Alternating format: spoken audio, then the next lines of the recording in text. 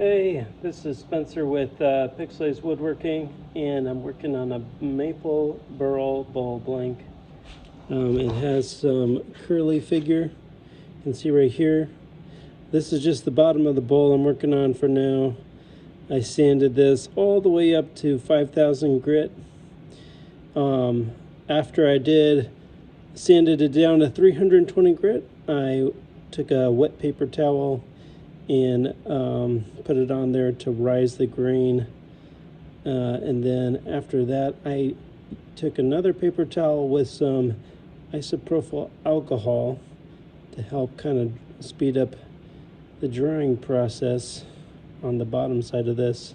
I'm going to let this sit overnight because this was still at 10% moisture, and I want it to dry down to about 8 or 6 would be best. But yeah, it's got some really nice burl figure in there, some really nice curly figure here. This is about 10 to 11 inch diameter bowl. I kind of wanted to round over the top of it, and we'll see what the inside looks like soon. But yeah, I just wanted to show you that, and we'll get back to this in a few days, I think. Thanks.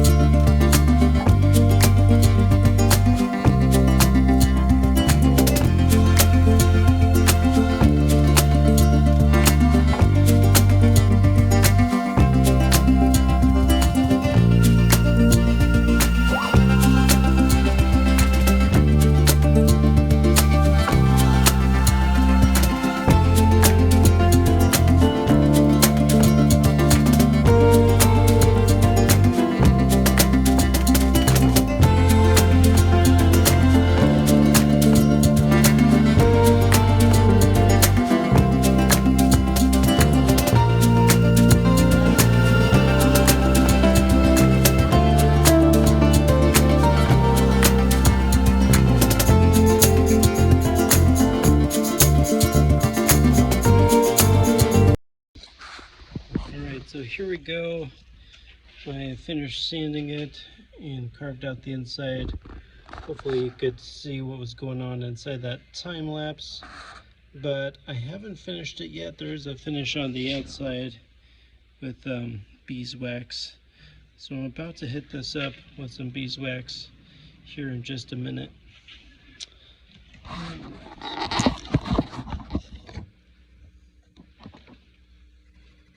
So this is just a buffing rag with a little bit of beeswax on there. I'm just going to turn the lathe back on. Just going to kind of slowly let this get warmed up. The beeswax is starting to get pretty warm. As I buff this in, that allows it to kind of liquefy and really soak into the wood really good. You can kind of see it in the video. It starts to darken a little bit.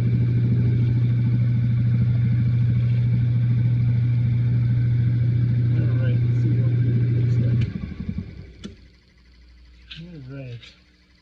So yeah, that really brings out a lot of the, I guess you would call it luster or chatoyance. It's another word for it. This is the curly figure. My wife likes to call these stretch marks. And here is the burl figure up in here. And but yeah, it's really nice quality maple burl that I got off a seller on eBay. Purchased a lot of maple burl over the years from him, and really good quality stuff. A few things I want to go over. I made some mistakes. I'm not sure if you'll be able to notice that in the time lapse at all.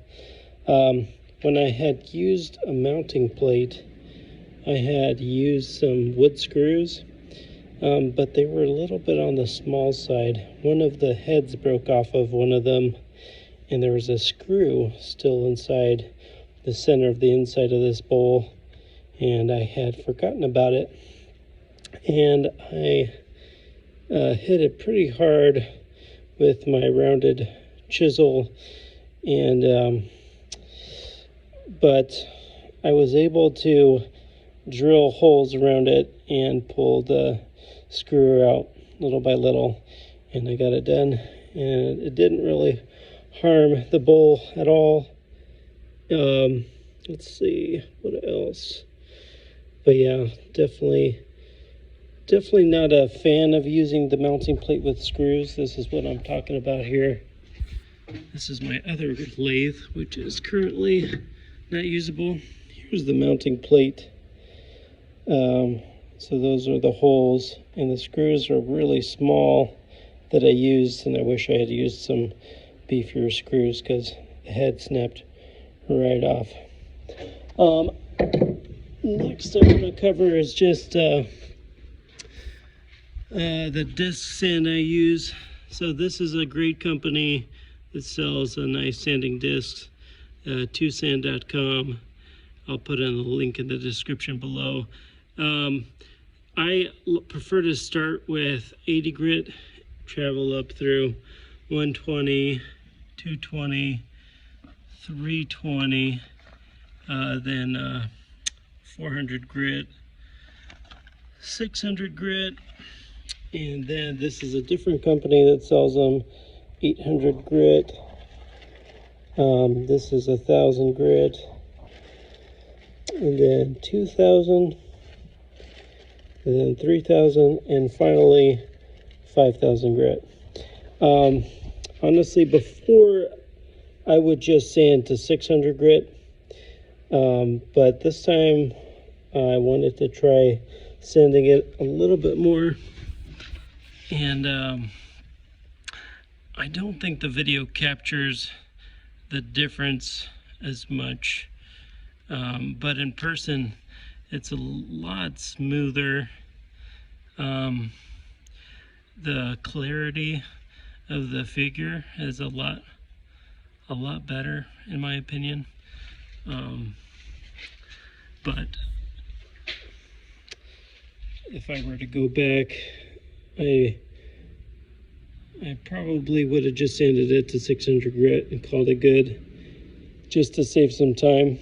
But I don't know. I might continue to sand it to 5,000 grit. Anyways, I'm going to put this back on the take this guy off.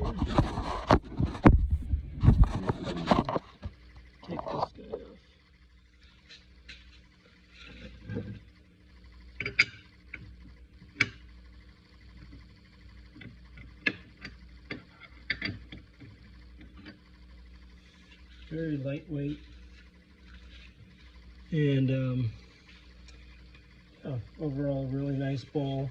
I finished the bowl when I had it reversed because I didn't want to have to flip it around, mount it, and do it again. I do have a mount that can go around the perimeter of the bowl, but it only works on my other lathe, which is missing a driving belt at the moment.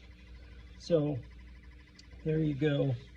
Nice, simple Maple Burl Bowl. I did this kind of curved in so that you would really see the curly figure kind of roll up to the edge. I was trying to make a clear line on the perimeter of the bowl so that when I take pictures of this to post on my Etsy website, it would be clear that there's some depth here. I've made some bowls with just a flat rim, and it almost looked like a plate, just like a flat board, and you couldn't see hardly any depth at all. But yeah, that sums it up for this Maple Burl Bowl project. I hope you enjoyed this video, and if you like this type of content, please like and subscribe, and I will try to make more videos similar to this one in the future. Thank you for watching. Bye. It is absolutely freezing out here, but I wanted to show a video of this in the sun.